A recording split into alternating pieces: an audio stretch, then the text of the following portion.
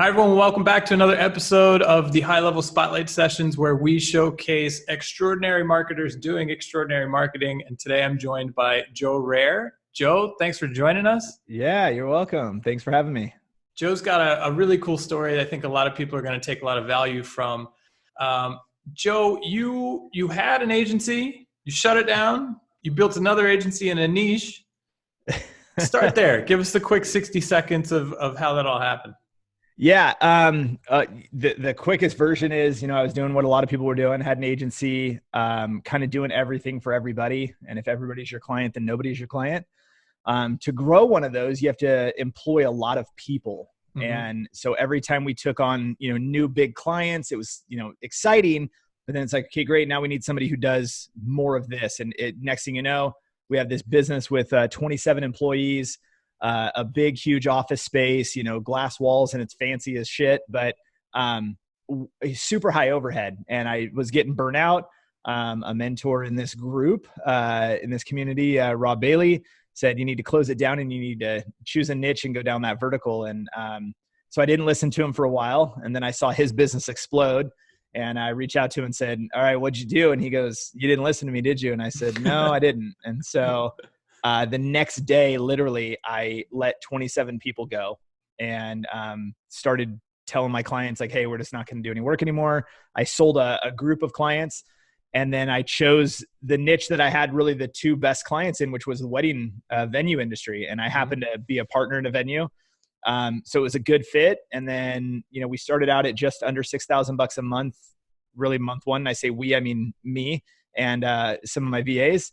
And then I took that from basically $6,000 a month. 4.5 months later, we hit $100,000 a month. And then it's just been growing like crazy since. Wow. So I know that story well, and I've lived it. And I call it the scaling sideways trap. When you're selling everything and you just have to keep hiring to fulfill what you sold. Yeah. It can become a trap. And so, okay, you said it took in your wedding industry the second time around 4 months to get to 100K. Yeah. It took just right at 4.5 months. And how long did it take you the first time around to get to 100K? Oh, over 1.5 years. Okay. Yeah. So there you go. Yeah. So a lot of people, that's a question I see all the time is, should we pick a niche? And, absolutely. Yeah. Yeah. I mean, if you don't pick a niche, you're going to get buried because, unless you've got massive money in the bank and you're just, and you like slim margins, it's not possible to grow agencies like that where you do everything. Plus, unless you have big, huge bankroll, you can't hire specialists to do very specific things well. So you get a bunch of generalists that do okay. Right. And so you're always going to have this influx and kind of a, I guess, exodus of clients because you're not the expert in anything specific. Mm-hmm. But when I switched to the wedding industry, the model that I had created for the two venues that I was working with previously, and one of them being one that I was an owner in, I knew the model worked. I knew the business inside and out. I'd been around it for 12 years. Like I knew everything that could possibly go good or bad. Yeah. And because of that experience, like I knew exactly what was necessary to create success. And then once I realized like, oh shoot, I guess I could just do this with any venue. That took off. And then, I kind of am pretty good at making a name for myself in tight communities. Mm-hmm. And so I kind of did that. And next thing you know, we're growing like crazy. So how would you answer people that ask, okay, I agree with you. I need to pick a niche. How do I pick a niche? Where are you already a customer or are you part of the community? Mm-hmm. So I had equity in a business and I decided to go into that business and actually work with them. So that was really the big thing. I knew that, but Rob actually gave me some really good advice. He said, if you were to look at your client roster right now, and any of your clients were to call you, who would you pick up the phone for? And I'm like, nobody except the two venue clients that I had, because one of them being a really close friend, awesome business guy. I liked how he handled business. The other one, similarly, I liked the way that they handled business. They were literally out of all of the clients we had, they were the only two people that I would say, oh yeah, if they called me right now, I wouldn't side button them and try to send them to voicemail. I would actually answer their call. That was a big deal. And I realized like, man, if that's how I feel about the clients that I have, I'm definitely not working with the right people. Yeah, that's right? interesting. So yeah, I would say, what are you already a customer, or are you a member of a community in that you know inside and out? Where do you spend your time and your attention? And then also, those clients better pay. They better pay well. You better enjoy what you do for them. And do you get good results for them as it is? Yeah. Right. The results we created for wedding venues they were astronomical. And so because we could do so well, it was a no-brainer to go down that line. Gotcha. So we had talked about earlier before this that a big part of the new success has been the use of VAs, virtual assistants, Yep. right? Talk to us about that. So that's my jam. So in when did you November start of using 2008, VAs? All right, there we go. So what? Yeah. So I read a book called The World is Flat, which was the first one that kind of got me into that. Then I read the 4-Hour Work Week, and who doesn't want that kind of a lifestyle, right? Well, after I read that book, I immediately just jumped online and hired a VA in India, and it was a horrible experience. I didn't know what I was doing. I didn't know how to communicate. I didn't know I didn't know how to assign tasks. I didn't even have any tasks to assign. I just thought it was the thing I was supposed to be doing. But that was in November of 2008. And I've had a VA work for me every single day since that day. So there's not been a single day that's gone by that somebody hasn't been on my payroll. That's a VA. Where I landed was in the Philippines. It turned out to be the right culture. They understand the American culture. English is their, is a major component of their language, their language over there. Yep. Universities teaching English, street signs are in English. It's a big deal. They listen to our music and they watch our movies. True. It's super important to understand. Yep. But with the VAs, I read those 2 books. I actually built a business out of the 4-Hour Work Week model. I sat literally every day in a coffee shop and I built an e-commerce business doing that. And then my VAs ran it. And like we were talking earlier, it let me, go to Costa Rica and Nicaragua and like just kind of be a nomad for a really long time. And the VAs ran it. Then we ran into some issues with the FDA and this product that we had. So had to shut that down. And that actually led me into the agency world where I'm like, well, of course I'm going to use VAs to create leverage. Like, why would I hire US employees at, 6, 7, 10 times the cost with taxes and, everything else that's going to, come with it. The workers' comp world is even worse, especially in California. And then, why am I going to do that if I can use VAs and create the same leverage?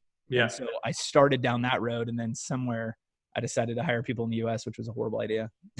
Anyway, but so give us some tips. If somebody came to you and said, hey, I love this idea of hiring a VA. I like the idea of the Philippines.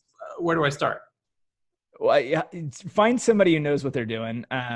Because like it took me a long time to figure out the recruitment process, the training process, even standardizing how you actually operate in your business. So as everybody in the group pretty much knows, I have a VA company, Level 9 Virtual, and this is all we do. So since I had so many VAs, people came to me and said, Joe, like, can you help me find a VA? And I used to just do it. And then when it got to a point, I was like, man, why am I not, one of my VAs goes, Joe, you need to just like build a VA business. Yeah. I'm like, yeah, I don't know if I want to do that. Like, that's not my thing, right? I'm a marketer. And she's like, you don't have to do anything. We do it all. And I'm like, oh yeah. And so we just literally launched the VA company out of like, because, my VA told me like, we should do it.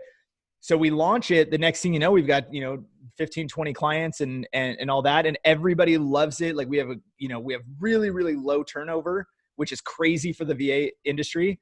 But find a VA company that first of all has experience in your niche. That's super important to me. So we don't do business with everybody because I don't want to work with everybody. I only want to work with a very select group of people that makes sense. That hire, that hire for a specific service. So that's really like been our success. You said something that I think is a really great piece of advice as well, which is you have to structure yourself internally before you can plug in a VA. Otherwise you're plugging them into chaos and that's probably not going to end up very well.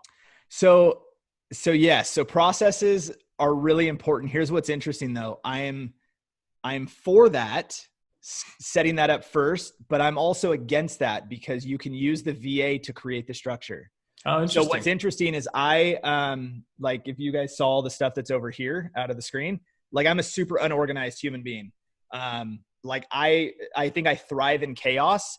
So I'm not systems operation. Like that wasn't me naturally. Mm-hmm. However, when I brought a VA on who is, all of a sudden she took over and helped me create infrastructure that made sense to everybody else. Some of the comments from VAs that I'd had for a couple of years, they go, "Oh my God, thank God, Jen's here, because like you were horrible." And I'm like, "Really? Was I that bad?" And they're just like, "She finally made it was organized." There were VAs that I hired and then I never talked to them for like months. And we just didn't have any sort of community or culture. And that wasn't my thing. Like, I wanted to build the business. I wanted to go deal with clients and like sell. And I didn't really have that wasn't my skill set. And so what we ended up with was the VAs create the SOPs for what they do. They create the processes and everything else. Now I've gotten to come in and I've learned to be more of a strategic, I'm more of a strategic investor and now an advisor in my business. So now I look at, well, what's going on? Oh, that process doesn't really work. Here's a kink in it. What can we do to fix it? And then they tell me what would work best. And then we put that in place. But I stand more in all of my businesses now. Like, the main thing that I share is I'm hands off in all of my businesses. My VAs run all of my businesses. So as now I was sharing with you, my main focus now is like, I just buy real estate. So my VAs go out, they know my parameters. They go out and find what I'm looking for. Yeah. And then they bring me that information, whether it's through a realtor or a broker or whatever. They go find all that stuff and then bring it to me and say, okay, evaluate this. And then I get the opportunity to do that. So that's how I've been creating leverage. Super powerful. So you mentioned that you have a business that does this now. And once we roll out the high level marketplace, you're going to be in there. I don't know if you have the product set yet or not, but you mentioned the URL where people could already go check it out? Yeah. So you can go Level, LEVEL, the number 9 virtual. So level9virtual.com. Our main service set right now, I was one of the kind of first group that came in with, to use HighLevel. So immediately I connected with Sean and Robin and those guys. And I'm like, hey, here's what I do. I think what I'd like to do is offer HighLevel as a specific service, because everybody's asking. Yep. So that became something that we just started doing, and it kind of, word kind of got out. And so, there's a lot of people in the community that use the VAs to run their HighLevel accounts, to manage their client accounts, to do all those things. And then, I built my business from, basically 0 to 100 grand a month in 4.5 months. And my VAs did the prospecting. So I don't that's just not my thing. You're not going to catch me sitting down, like doing all that, trying to connect and do that's just not me. But set the appointment and get me on the phone. Like, I got that. I'll close it. We'll grow the business. Yeah. But having a VA do all of the prospecting, changed everything. If you find the right VAs, and that can be a total crapshoot. I mean, I've gone down that path as well. It can be a crapshoot. And then, again, we have our standardized processes that we use. We have our training that we use. We put our VAs through pretty rigorous, background checks and ISP checks, and they have to have power and backup power. There's a lot of things that we do that really make sure that you're getting a high quality VA and they're going to perform for you. Yeah. And that's a great point. And with these new industry snapshots that we're rolling out, they come with an instruction manual. And so it's like, so awesome. Do you want to go through that yourself every time you set up a new client, or would you rather have someone like a VA do it for you and just let you know when it's ready for review? Yeah. And that's probably one of the most powerful things we're doing right now is, like I was telling you before this, I went to this huge expo in the wedding industry. We signed an enormous amount of clients and brought them on. And I'm like, well, I'm not doing it. I'm not sitting in front of HighLevel and building out all these campaigns. Yeah. And what's awesome is, we have our standardized, process. We can take, this is crazy. For the service that we offer in the wedding industry, my VA can sit in a chair and, well, there's a couple of them, and they can go from 0, a new client, to launching everything for them. HighLevel, Facebook ads, everything that we offer for them in 82 minutes. Nice. And so from literally 0 to launch, it's so fast. Obviously we don't do it that fast because that would be like, why am I paying you? But we kind of drag it out a little bit. But it's unbelievable because we've just created such great processes, and HighLevel's allowed us to have just that speed. It's been incredible. Let me ask you one last question. Do you meet daily with your VAs, weekly? How do you keep your team and your culture together? So what we did that has been unbelievable, and we started this the past, I guess year and a half, was we just kind of figured out that they love shared knowledge. They love shared learning. And so not that it's like some, huge secret and we made this up, but we just created a Facebook group community for our VAs. And because we actually niched down our service, so it's kind of funny, in the agency world, I niched down my service, got rid of everybody, did one thing for one vertical. Then when it came to the VAs, we were like, cool, like we kind of do all this stuff. And I'm like, well, no, we need to do the same thing. So now we only do a couple things. We work with HighLevel, we do some prospecting, and then we do some like just admin work. And that's kind of all we do. And when, every now and then you'll throw in somebody who happens to have some Facebook ad experience, and that's great. But what we figured out is when we keep everything tight and we know exactly what everybody's skill set is, and then you start building a community of a bunch of people who do that, when Funnel Builder rolled out, the VAs taught each other. So they get into the community. Hey, I don't know how to do this. Bam, somebody jumps in and they go, oh, here's how you do this. Here's how you do this. They teach one another. So the community has been really powerful because, there's shared knowledge, there's troubleshooting, there's support. When somebody doesn't know what to say, like, hey, I'm having trouble and I don't know how to address my boss, like they talk to each other. And then also I can be in there and I can take a look. But, when we have as many VAs as we have working for so many different clients, we don't touch them. I don't every day, but there is somebody in their pod that is reaching out to them, having a conversation. They've got a point of contact, that is a VA also, because like I don't run my businesses. And they have a point of contact that communicates with them every single day. So they have a direct line every single day. I'm just, I guess now at a point where, I don't operate my companies anymore. My VAs run them.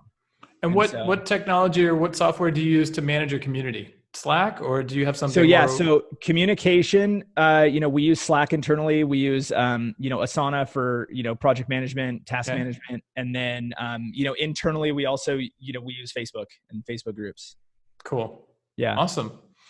Well, thanks so much, Joe. I think, you got it. It's a service that a lot of the community members, I think, will be interested in. Yeah. Like I said, the community and the marketplace is going to roll out pretty soon. So that'll be excited to get you in there. Yeah, that's going to be a really fun one. I'm excited to see you guys roll that out. So, all right, well, we'll put the link to your agency, to your service with the video, but thanks again for joining us, and we'll see you in the community. All right, buddy. Thanks, man. Have a good one. See ya.